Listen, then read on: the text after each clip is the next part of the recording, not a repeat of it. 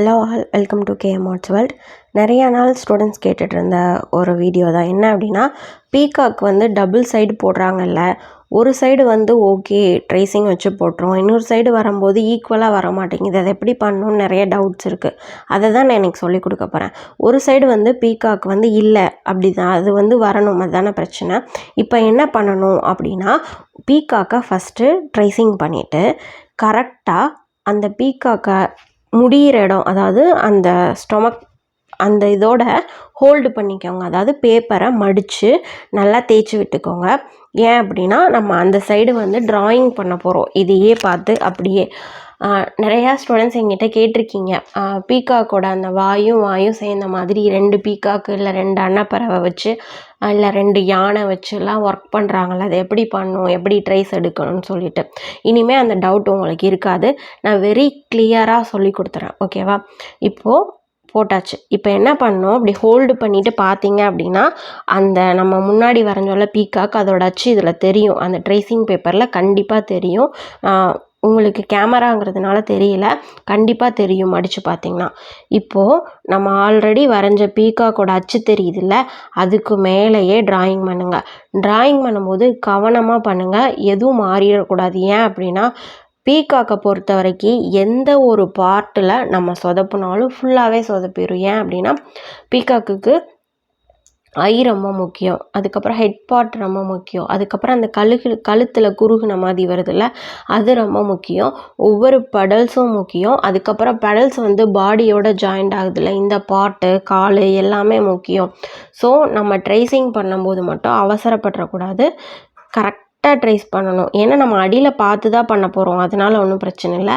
அதுக்கு முன்னாடி உள்ள பீக்காக எப்படி ட்ரேஸ் பண்ணுங்கிறத நான் ஆல்ரெடி ஒரு ட்ரேசிங் வீடியோ போட்டிருப்பேன், எப்படி ட்ரேஸ் பண்ணணும், அதே மெத்தடு தான், ஓகேவா?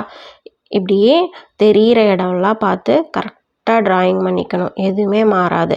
உங்களுக்கு வந்து அந்த அடியில் இருக்க நம்ம பண்ண ட்ரேசிங்கில் இருக்கிறது அச்சு தெரியல அப்படின்னா, அதை வந்து ஒரு ஸ்கெட்சில் பண்ணிவிட்டு கூட திருப்புங்க. மேக்ஸிமம் தெரியாமல் இருக்கிறதுக்கு வாய்ப்பு இல்லை. அப்படி இருந்துச்சு அப்படின்னா ஸ்கெட்சில் பண்ணிக்கோங்க ஃபஸ்ட்டு பண்ண பீக்காக்க. அதுக்கு மேலே இந்த அச்சு மாதிரி நம்ம வரைஞ்சிக்கணும்.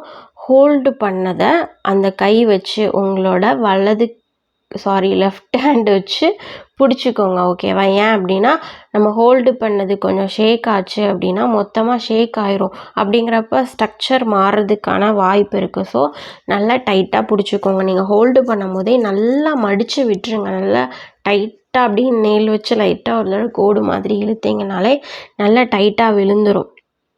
அதுக்கப்புறம் அதுக்கு மேலே தான் நம்ம ட்ராயிங் பண்ண போகிறோம், ஓகேவா?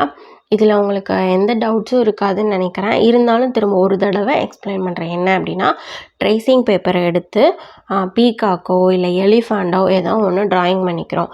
அதே எலிஃபேண்ட் வந்து இன்னொரு சைடு வரணும், 2 எலிஃபேண்டோ இல்லை 2 பீகாக்கோ வச்சு ஒர்க் பண்ண போகிறீங்க அப்படின்னா என்ன பண்ணணும் அப்படின்னா, ட்ரேசிங் பண்ணிவிட்டு ட்ரேசிங் பண்ணிவிட்டு அது முடிகிற இடம், அதாவது கரெக்டாக பீகாக்கை பொறுத்த வரைக்கும் அந்த ஸ்டொமக்கு கிட்ட வந்து அந்த ட்ராயிங் முடியுதுன்னு சொன்னேன் இல்லையா, அது மாதிரி எலிஃபெண்ட்டுக்கு பார்த்தீங்க அப்படின்னா அதோட தும்பிக்கை கிட்ட முடிகிற மாதிரி இருக்கும். ஸோ அதோட வச்சு மடிச்சுக்கோங்க. மடிச்சுட்டு நல்லா மடித்ததை இழுத்து விட்டுக்கோங்க, ஓகேவா? அதுக்கப்புறம் அதை அப்படியே திருப்புனீங்க அப்படின்னா எலிஃபெண்டோட அச்சு வந்து இந்த சைடு தெரியும். அது மேலேயே அப்படியே ஒரு பென்னு வச்சு ட்ராயிங் பண்ணிக்கோங்க. ட்ராயிங் பண்ணுறதுக்கு போது என்ன பண்ணணும் அப்படின்னா, அச்சு மாறாமல் இருக்கணும். அதுக்காக என்ன பண்ணணும்னா, கையில் பிடிச்சிக்கோங்க, உங்களோட லெஃப்ட் ஹேண்டில் பேப்பரை பிடிச்சிக்கோங்க. இப்போ ஃபுல்லாக ட்ராயிங் முடிச்சாச்சு. இப்போ விரித்து பார்க்கலாமா? 2 பீக்காக்கும் வந்துருச்சு, ஈவனாக வந்துருச்சு. 2க்கும் எந்த ஒரு டிஃப்ரெண்ட்டுமே இல்லாமல் வந்துருச்சு. இப்படி தான் வந்து பண்ணுவாங்க, ஓகேவா? உங்களோட நெக் பாயிண்ட்டு எதுனாலும் சரி கரெக்டாக மார்க் பண்ணிவிட்டு இந்த மாதிரி பண்ணிங்க அப்படின்னா எந்த ஒரு மிஸ்டேக்ஸுமே வராது. நம்ம அந்த சைடு ட்ராயிங் பண்ணுறதும் கொஞ்சம் வந்து பேப்பர் ஷேக் ஆகாமல் வச்சு பண்ணணும், ஓகேவா?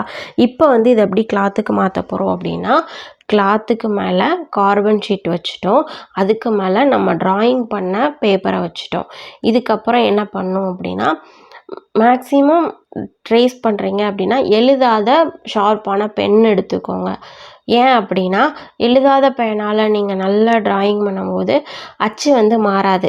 ஏன் அப்படின்னா நம்ம எழுதின பேனால் பண்ணோன்னா மேலே மேலே போடுறோம் இல்லையா, அதனால் வந்து நமக்கு கன்ஃப்யூஸ் ஆகிறதுக்கு சான்ஸ் இருக்குது. ஸோ எழுதாத பேனா எடுத்து அதுக்கு மேலேயே கரெக்டாக ட்ராயிங் பண்ணிகிட்டே வாங்க. எந்த சைடுமே ட்ராயிங் மாறிடவே கூடாது. அதில் நம்ம கவனமாக இருக்கணும். மைன்யூட் பார்ட்டெல்லாம் ட்ரேசிங் பண்ணும்போது, அதாவது கார்பன் ஷீட்டுக்கு மாற்றும்போது ஃபஸ்ட்டு முடிச்சிடணும். ஓகேவா?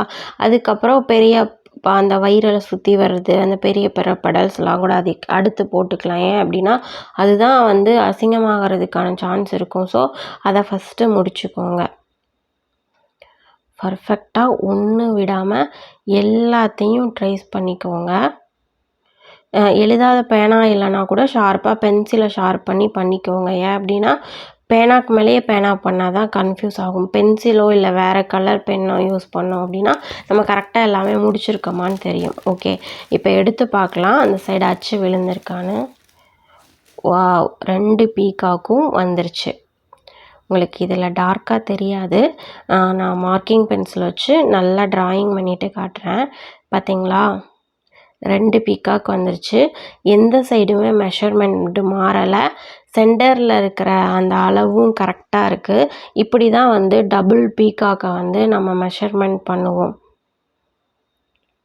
பீகாக்கோவில் ஏதாவது ப்ராப்ளம் இருக்கா நீங்களே பாருங்கள். இப்படி தான் டபுள் சைடுமே நம்ம பீகாக்கோ எலிஃபேண்டோ எந்த ஒரு இதாக இருந்தாலும் டபுள் சைடு நம்ம ஒரே மாதிரி வரணும் அப்படின்னா இந்த மாதிரி தான் பண்ணணும். தேங்க்ஸ் ஃபார் வாட்சிங்.